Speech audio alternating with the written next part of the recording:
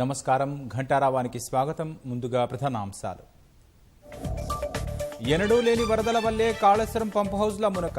ప్రతిపక్షాలు అనవసర రాద్ధాంతం చేస్తున్నాయన్న మంత్రి నిరంజన్ రెడ్డి.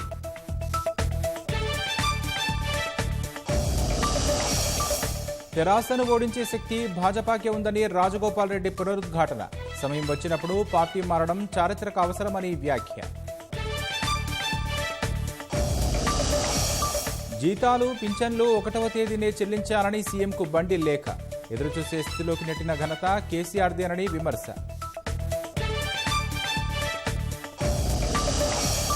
కొత్త మండలాల ఏర్పాటుపై పలు జిల్లాల్లో నిరసనలు. తమ ప్రాంతానికి అవకాశం ఇవ్వకపోవడంపై ఆందోళన.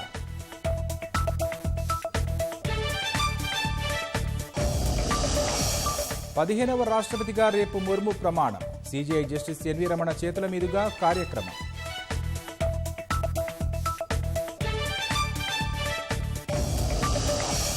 బీహార్లో బాణాసంచా వ్యాపారి ఇంట్లో పేలుడు. 6 మృతి, 8 మందికి తీవ్ర గాయాలు.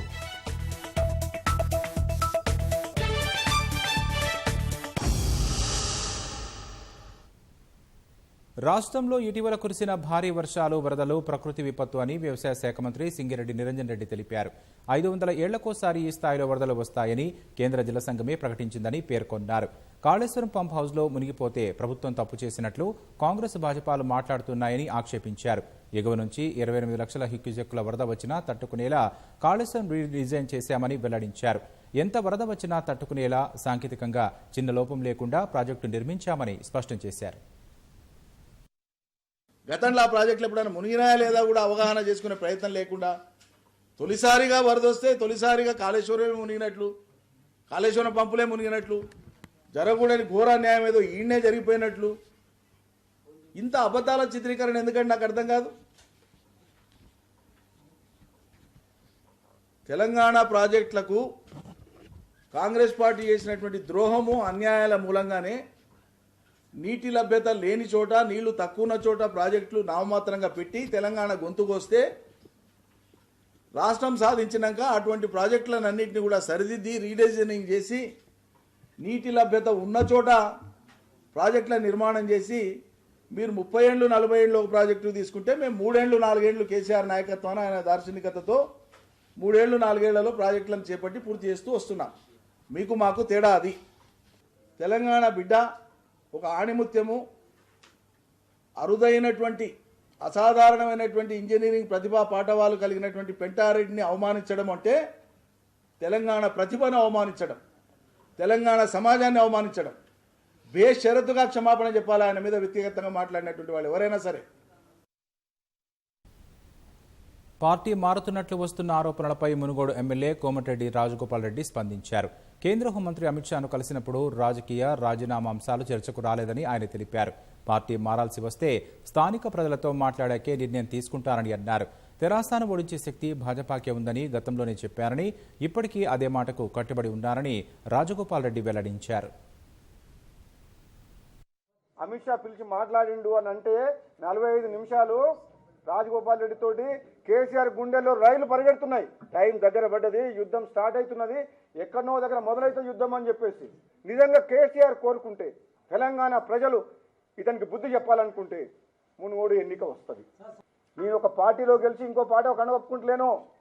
పార్టీ మారాలనుకున్నప్పుడు పదవికి పార్టీకి రాజీనామా చేసి నిజాయితీగా తెలంగాణ ఇచ్చిన సోనియా గాంధీకి ధన్యవాదాలు చెప్పి, రాహుల్ గాంధీకి ధన్యవాదాలు చెప్పి నేను యుద్ధానికి పోతున్నా సార్, క్షమించండి నన్ను, మీకు మీ గుండెల్లో నాకు ప్రేమ ఉంటుంది, కానీ కేసీఆర్ని ఓడించడమే నా లక్ష్యం అని చెప్పి మరీ పోతా. భయపడి తప్పు చేయాల్సిన అవసరం లేదు.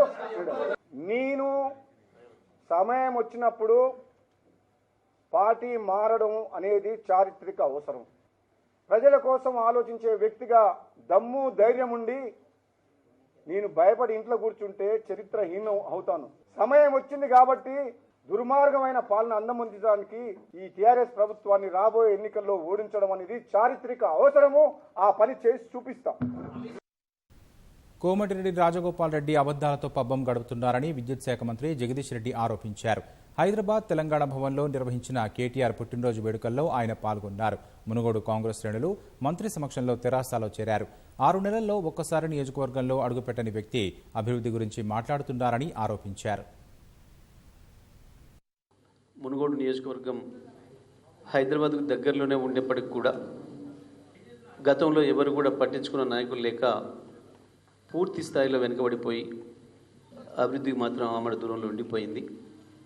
పైగా ఒక గ్రామంలో ప్రారంభమైన ఫ్లోరిన్ మహమ్మారి రోజు రోజుకు ఆ జిల్లాలో కాంగ్రెస్ పార్టీ నాయకులు ఎట్లా ఎదిగినరో అదే పద్ధతిలో ఇది కూడా ఎదిగి ఇంత ఎత్తయి మొత్తం జిల్లాను ఆక్రమించి జిల్లాను నాశనం చేసింది. జిల్లా ప్రజల మూలుగుల్ని పిప్పి చేసింది. 6 నెలలకు ఒకనాడు కూడా నియోజకవర్గానికి వచ్చింది లేదు. ఆ శాసనసభ్యుడు కళ్యాణ లక్ష్మి చెక్కులు పంచడానికి కూడా ఆయన రాకపోవడం వల్ల, ఆయన తీరిక లేకపోవడం వల్ల, ఆయన వ్యాపారాలు కాంట్రాక్టులలో బిజీగా ఉండడం వల్ల నేనే స్వయంగా వచ్చి ఊరూరికి పంచాల్సిన పరిస్థితి వచ్చింది.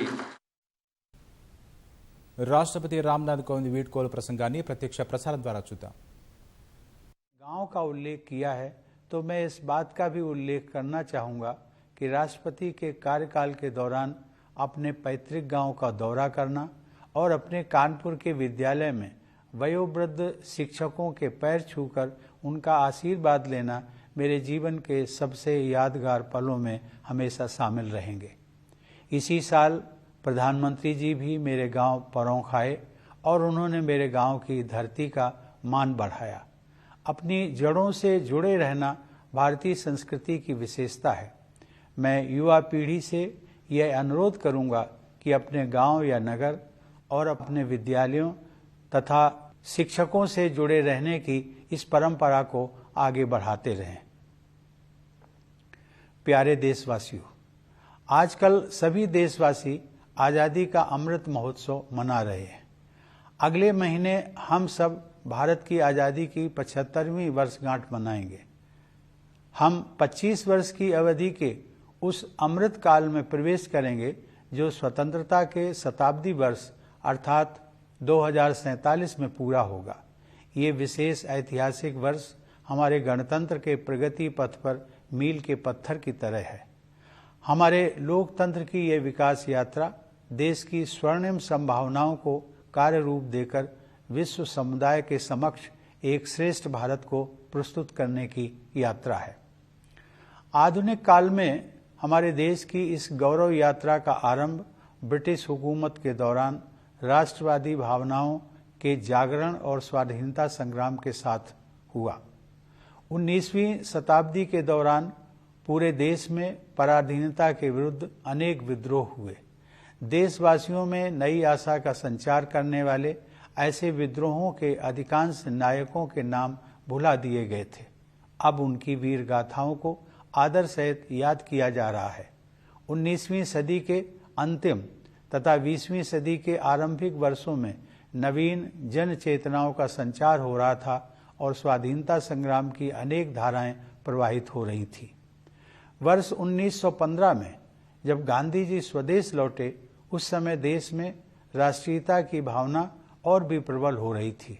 अनेक महान जन नायकों की उज्जवल आकाश गंगा का जैसा प्रकाश हमारे देश को 20वीं सदी के आरंभिक दशकों में प्राप्त हुआ, वह विश्व इतिहास में अतुलनीय है।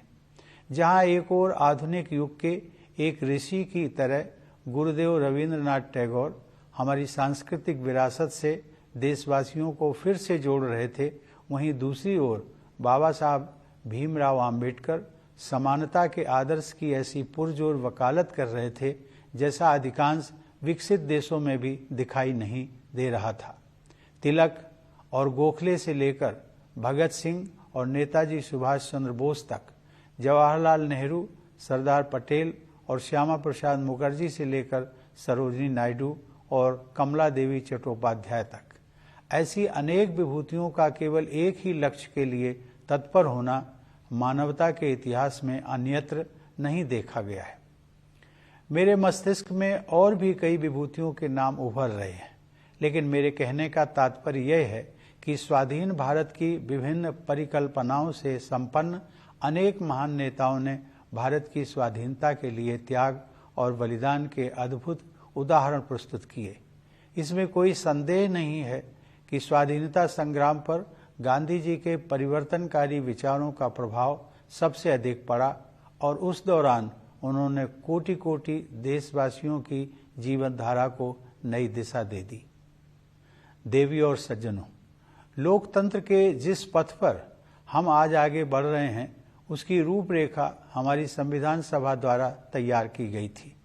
उस सभा में पूरे देश का प्रतिनिधित्व करने वाले अनेक महानुभावों में हंसाबेन मेहता, दुर्गाबाई देशमुख, राजकुमारी अमृत कौर तथा सुचेता कृपलानी सहित 15 महिलाएं भी शामिल थीं। संविधान सभा के सदस्यों के अमूल्य योगदान से निर्मित भारत का संविधान हमारा प्रकाश स्तंभ रहा है और इसमें निहित आदर्श चिरकाल से संरक्षित भारतीय जीवन मूल्यों का हिस्सा रहे हैं। संविधान को अंगीकृत किए जाने से एक दिन पहले संविधान सभा में अपने समापन वक्तव्य में डॉक्टर आम्बेडकर ने लोकतंत्र के सामाजिक और राजनैतिक आयामों के बीच के अंतर को स्पष्ट किया था। उन्होंने कहा था कि हमें केवल राजनीतिक लोकतंत्र से संतुष्ट नहीं होना चाहिए। मैं उनके शब्दों को आप सबके साथ साझा करता हूं। उन्होंने कहा था, हमें अपने राजनीतिक लोकतंत्र को एक सामाजिक लोकतंत्र भी बनाना चाहिए। राजनीतिक लोकतंत्र टिक नहीं सकता यदि वह सामाजिक लोकतंत्र पर आधारित न हो। सामाजिक लोकतंत्र का क्या अर्थ है? इसका अर्थ है जीवन का वह तरीका जो स्वतंत्रता, समानता और बंधुता को जीवन के सिद्धांतों के रूप में मान्यता देता है। स्वतंत्रता, समानता और बंधुता के इन सिद्धांतों को एक त्रिमूर्ति के अलग अलग हिस्सों के रूप में नहीं देखना चाहिए। उनकी त्रिमूर्ति का वास्तविक अर्थ यह है कि उनमें से किसी भी हिस्से को एक दूसरे से अलग करने पर लोकतंत्र का वास्तविक उद्देश्य ही समाप्त हो जाता है। प्यारे देशवासियों, जीवन मूल्यों की यह त्रिमूर्ति आदर्शयुक्त, उदारतापूर्ण और प्रेरणादायक है। इस त्रिमूर्ति को अमूर्त अवधारणा मात्र समझना गलत होगा। केवल आधुनिक ही नहीं बल्कि हमारा प्राचीन इतिहास भी इस बात की गवाही देता है कि वे तीनों जीवन मूल्य हमारे जीवन की सच्चाई हैं। उन्हें हासिल किया जा सकता है और वस्तुतः उन्हें विभिन्न युगों में हासिल किया भी गया है। हमारे पूर्वजों और हमारे आधुनिक राष्ट्र निर्माताओं ने अपने कठिन परिश्रम और सेवा भावना के द्वारा न्याय, स्वतंत्रता, समता और बंधुता के आदर्शों को चरितार्थ किया था। हमें केवल उनके पद चिन्हों पर चलना है और आगे बढ़ते रहना है। सवाल उठता है कि आज के संदर्भ में एक सामान्य नागरिक के लिए ऐसे आदर्शों का क्या अर्थ है? मेरा मानना है कि उन आदर्शों का प्रमुख लक्ष्य सामान्य व्यक्ति के लिए सुखमय जीवन का मार्ग प्रशस्त करना है। इसके लिए सबसे पहले सामान्य लोगों की मूलभूत आवश्यकताएं पूरी की जानी चाहिए। अब संसाधनों की कमी नहीं है। हर परिवार के पास बेहतर आवास तथा पीने के पानी और बिजली की सुविधा उपलब्ध हो, इस दिशा में हम काम कर रहे हैं। ప్రభుత్వ ఉద్యోగులు, కాంట్రాక్టు సిబ్బందికి వేతనాలు, పింఛన్దారులకు ప్రతి నెల పింఛన్లను 1వ తేదీన చెల్లించాలని ముఖ్యమంత్రి కేసీఆర్కు భాజపా రాష్ట్ర అధ్యక్షుడు బండి సంజయ్ బహిరంగ లేఖ రాశారు. భారత రాజ్యాంగంలోని ఆర్టికల్ 21, ఆర్టికల్ 300 ప్రకారం సకాలంలో వేతనాలు, పింఛన్లు పొందే ప్రాథమిక హక్కుని కల్పించిందని లేఖలో పేర్కొన్నారు. రాష్ట్ర ప్రభుత్వం సకాలంలో వేతనాలు చెల్లించకపోవడం వారి జీవించే హక్కును కాలరాయడమేనని మండిపడ్డారు. ఉద్యోగుల వేతనాలు, పెన్షన్లు మాత్రమే కాకుండా ఇతర అత్యవసర బిల్లులు కూడా ప్రభుత్వం పెండింగ్లో పెడుతోందని మండిపడ్డారు. 2014లో 16,000 కోట్ల రూపాయల మిగులు బడ్జెట్తో ఏర్పడిన తెలంగాణ రాష్ట్రాన్ని నేడు అప్పుల పాలు చేసి ఉద్యోగులు, పెన్షన్దారులు ప్రతి నెల 15 వరకు జీతాల కోసం ఎదురుచూసే స్థితిలోకి నెట్టిన ఘనత కేసీఆర్దేనని విమర్శించారు.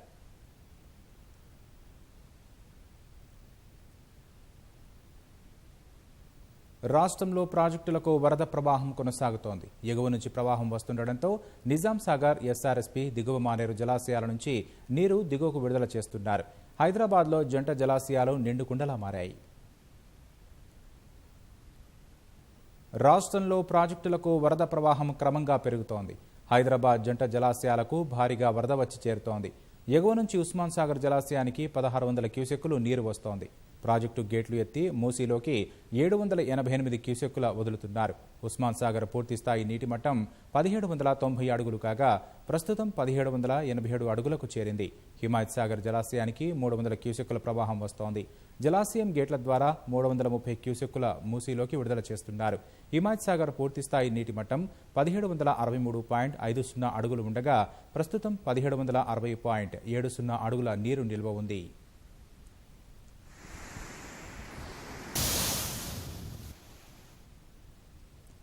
నిజామాబాద్ జిల్లా శ్రీరామ్ సాగర్ ప్రాజెక్టులోకి 82,740 క్యూసెక్కుల వరద వచ్చి చేరుతుండగా 82,452 క్యూసెక్కుల నీటిని కిందకు వదులుతున్నారు. ప్రాజెక్టులో ప్రస్తుతం 75.15 టీఎంసీల నీరు నిల్వ ఉంది. ప్రాజెక్టు పూర్తి నీటి మట్టం 1,091 అడుగులు కాగా ప్రస్తుత నీటి మట్టం 1,087 అడుగులకు చేరింది.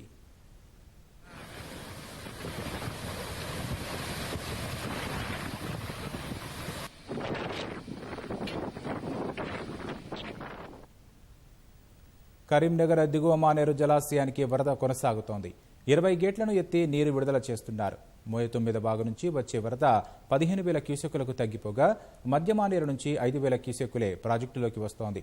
మొత్తం 23,284 క్యూసెక్కుల ప్రవాహం వస్తుండగా గోదావరిలోకి 45,000 క్యూసెక్కులకు పైగా వదులుతున్నారు.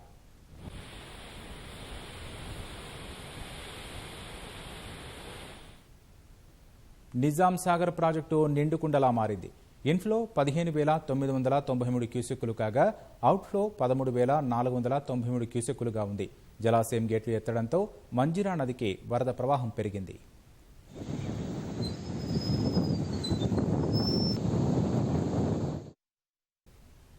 ఇటీవల కురిసిన వర్షాలకు యాదాద్రి జిల్లా వడపర్తి చెరువు జలపాతాన్ని తలపిస్తోంది. కట్ట మీద నుంచి ప్రవాహం ఉప్పొంగుతోంది. హైదరాబాద్ షామిరిపేట చెరువు నుంచి వరద పోటెత్తుతుండగా మత్తడి దుంకుతోంది. ఈ దృశ్యాలను చూసేందుకు చుట్టుప్రక్కల ప్రాంతాల ప్రజలు తరలివస్తుంటారు.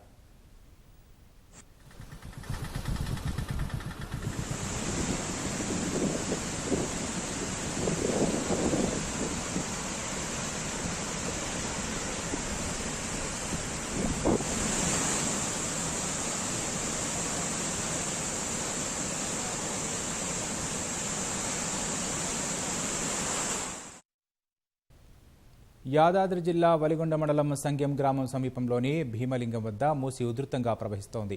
లో లెవెల్ వంతెనపై నుంచి వరద ప్రవహిస్తోంది. దీంతో బొల్లపల్లి సంగెం గ్రామాల మధ్య రాకపోకలు నిలిచిపోయాయి. జిల్లాలో చెరువులు, కుంటలు, వాగులు అలుగుపారుతున్నాయి.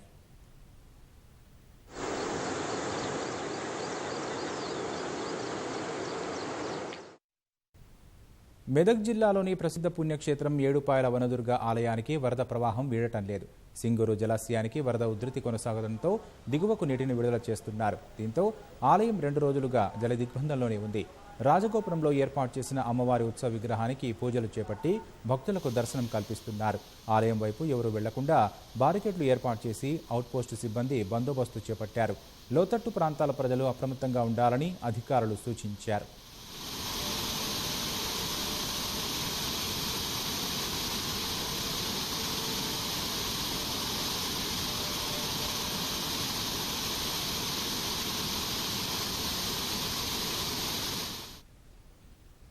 భద్రాద్రి కొత్తగూడెం జిల్లా ఆళ్లపల్లి మండలం లొద్దిగూడెం మార్కోడు మధ్య వర్షాలకు రోడ్డు తెగి పెద్ద గొయ్యి ఏర్పడింది. దీంతో ఆ గ్రామాల మధ్య రాకపోకలు నిలిచిపోయాయి. చిన్న కోతగా మారిన రహదారి ఇటీవల వర్షాలకు ఊహించినంత పెద్ద గొయ్యిలా ఏర్పడి ప్రమాదకరంగా మారింది. ఆ ప్రాంతంలో వంతెన నిర్మాణం కోసం ప్రతిపాదనలు పంపినప్పటికీ అధికారులు, ప్రజాప్రతినిధుల నుంచి ఎలాంటి స్పందన రాలేదని స్థానికులు ఆవేదన వ్యక్తం చేస్తున్నారు.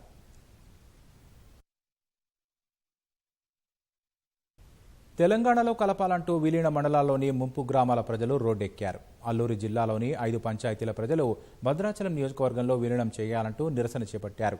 భద్రాచలం ఎమ్మెల్యే పొదం వీరయ్య వీరి ఆందోళనకు మద్దతు పలికారు. రాష్ట్ర ప్రభుత్వంపై నమ్మకం కోల్పోవడం వల్లే తెలంగాణలో కలపాలంటూ విలీన గ్రామాల ప్రజలు రోడ్డెక్కుతున్నారని చంద్రబాబు ధ్వజమెత్తారు. అల్లూరి సీతారామరాజు జిల్లా రాజుపేట వద్ద గోదావరి ముంపు ప్రాంతాల్లోని 5 పంచాయతీల ప్రజలు ధర్నాకు దిగారు. తెలంగాణలోని భద్రాచలం నియోజకవర్గంలో తమను విలీనం చేయాలని కన్నాయిగూడెం, ఎటపాక, పురుషోత్తపట్నం, గుండాల, పిచుకలపాడు గ్రామస్తులు ఆందోళన చేపట్టారు. ఆంధ్ర వద్దు, తెలంగాణ ముద్దు అంటూ నినాదాలు చేశారు. వరదలు వచ్చిన ప్రతిసారి తాము తీవ్రంగా నష్టపోతున్నామని రోడ్డుపై బైఠాయించి ఆందోళన వ్యక్తం చేశారు.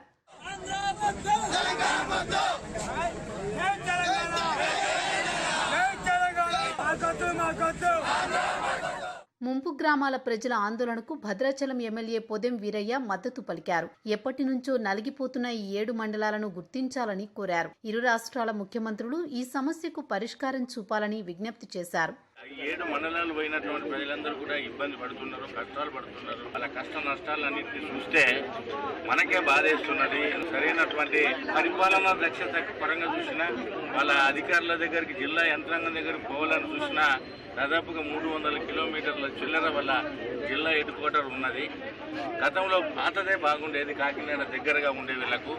మరి తెలంగాణలో కలపాలి 5 జీపీలను చేసేటువంటి దానికి మేము కాంగ్రెస్ పార్టీ పక్షాన అఖిలపక్ష పార్టీలన్నీ కూడా సిపిఐ, మరి ఇక్కడ ఉన్న టీడీపీ అన్ని పార్టీలు కూడా తెలంగాణలో కలిపేటందుకు మళ్ళీ చేసేటువంటి ధర్నాకు కాంగ్రెస్ పార్టీ పక్షాన మేము సంపూర్ణ మద్దతు ఇస్తూ, వాళ్ళు కోరిన కోరిక సబబే తెలంగాణ రాష్ట్ర ముఖ్యమంత్రి, అటు ఆంధ్ర ముఖ్యమంత్రి జగన్మోహన్ రెడ్డి గారు ఇద్దరు కూడా కలిపి భద్రాచలంలో కలిపి ఈ 5 గ్రామ పంచాయతీల యొక్క ప్రజల యొక్క మనోభావాలను గౌరవించవలసినటువంటి గురుతర బాధ్యత ఈ ఇరు ముఖ్యమంత్రులపై ఉన్నది.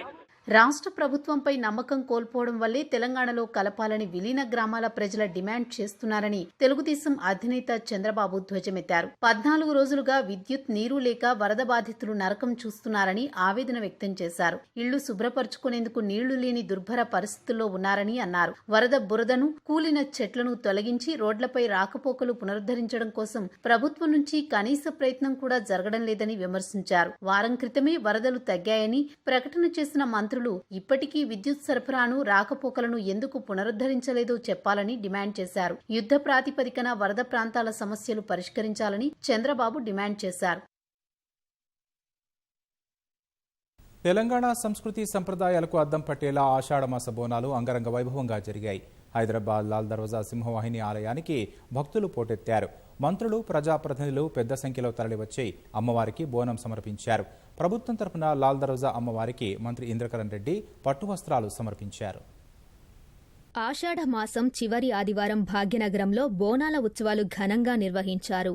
హైదరాబాద్ పాతబస్తీలోని లాల్ దర్వాజా ఆలయానికి భక్తులు పెద్ద సంఖ్యలో తరలివచ్చారు. దేవాదాయ శాఖ మంత్రి ఇంద్రకరణ్ రెడ్డి కుటుంబ సమేతంగా సింహవాహిని అమ్మవారికి ప్రభుత్వం తరపున పట్టు వస్త్రాలు సమర్పించారు. వర్షాలు తగ్గాలని పూజలు చేసినట్లు వెల్లడించారు. అనంతరం మంత్రులు తలసాని, మహమూద్ అలీ అమ్మవారిని దర్శించుకున్నారు. ప్రత్యేక పూజలు చేసి పట్టు వస్త్రాలు సమర్పించారు. బోనాల పండుగను రాష్ట్ర ప్రభుత్వం తరపున అట్టహాసంగా నిర్వహించామని మంత్రి తలసాని తెలిపారు. అమ్మవారి దీవెనలు ప్రజలకు ఉండాలని ఆకాంక్షించారు. ఈ రోజు అమెరికా లాంటి దేశంలో, లండన్ లాంటి దేశంలో, ఆస్ట్రేలియా, దుబాయ్, గల్ఫ్ కంట్రీస్ లో కూడా బోనాల జాతర జరుపుకుంటున్నారంటే అది అంతా మనకు గర్వకారణం అని చెప్పి నేను ఈ సందర్భంగా తెలియజేస్తా ఉన్నాను. మనం అందరం కలయికగా, అందరం ఉమ్మడిగా, యూనిటీగా ఉండి మన పండుగ గొప్పతనాన్ని విశ్వవ్యాప్తం చేయవలసినటువంటి అవసరం ఉన్నది. అమ్మవారు కొద్దిగా శాంతించమని చెప్పి, వర్షాలు కొద్దిగా శాంతించమని చెప్పి మేమందరం కూడా పూజలు చేయడం, ఎండోమెంట్ తరఫున పూజలు చేయడం జరిగింది. ఆ విధంగా మరి ఈరోజు ఇక్కడ మనకి ఏదైతే బోనాల పండుగ రోజున ప్రతి సంవత్సరము వర్షం కురుస్తా ఉండే, మరి అమ్మవారి దయ వల్ల ఇవాళ వర్షం ఆగిపోయినందుకు నిజంగా కూడా చాలా సంతోషంగా ఉంది. కాంగ్రెస్ సీనియర్ నేతలు గీతారెడ్డి, అంజనీ కుమార్ యాదవ్ విహెచ్ ఉత్సవాల్లో పాల్గొన్నారు. కుల, మతభేదాలు లేకుండా అందరూ బోనాల ఉత్సవాల్లో పాల్గొనటం హైదరాబాద్ గొప్పతనమని గీతారెడ్డి వ్యాఖ్యానించారు. లాల్ దర్వాజా ఆలయంలో వైఎస్సార్ తెలంగాణ పార్టీ అధ్యక్షురాలు షర్మిల ప్రత్యేక పూజలు నిర్వహించారు. బోనం ఎత్తుకుని వచ్చి సమర్పించారు.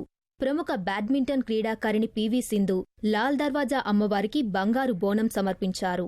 ఎన్నో సంవత్సరాల నుంచి నేను రావడం జరుగుతుంది, అమ్మకు బోనం ఎత్తడం జరుగుతుంది.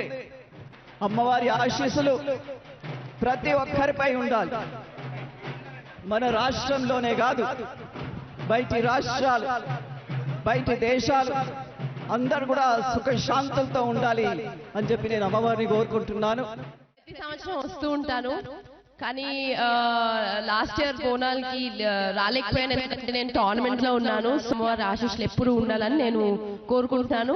మళ్ళీ తప్పకుండా ప్రతి సంవత్సరం వస్తూ ఉంటాను అండ్ అలాగే ఆశీస్సులు తీసుకుంటానని నేను కోరుకుంటున్నాను. గోషామహల్లోని బేగం బజార్ హిందీ నగర్లో నిర్వహించిన బోనాల వేడుకల్లో ఎమ్మెల్యే మైనంపల్లి హనుమంతరావు పాల్గొన్నారు. ఏడుగుళ్ల ఆలయంలో ప్రత్యేక పూజలు చేశారు. పోతురాజులతో కలిసి నృత్యాలు చేసి సందడి చేశారు. ప్రజలు సుఖశాంతులతో ఉండాలని జూబ్లీహిల్స్ ఎమ్మెల్యే మాగంటి గోపీనాథ్ ఆకాంక్షించారు. బోరబండ పోచమ్మ ఆలయంలో పట్టు వస్త్రాలు, బోనం సమర్పించారు. మహిళలు పెద్ద సంఖ్యలో ఉత్సవాల్లో పాల్గొన్నారు.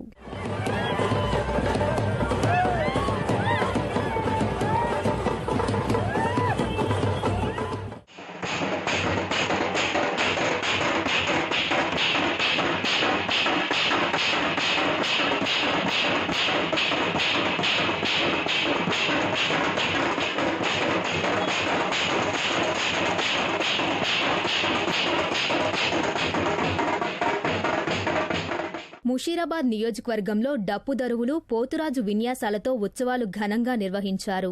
కవాడిగూడ, రామ్నగర్, అడిక్మేట్, గాంధీనగర్ డివిజన్లలో ముత్యాలమ్మ, నల్లపోచమ్మ, రేణుక ఎల్లమ్మ ఆలయాలు ఆధ్యాత్మిక సంతరించుకున్నాయి. సికింద్రాబాద్ బోయినపల్లిలో ఓ పాఠశాల ఆధ్వర్యంలో తెలంగాణ సంస్కృతి ఉట్టిపడే విధంగా వేడుకలు నిర్వహించారు. పోతురాజు విన్యాసాలు, నృత్యాలతో విద్యార్థులు అలరించారు.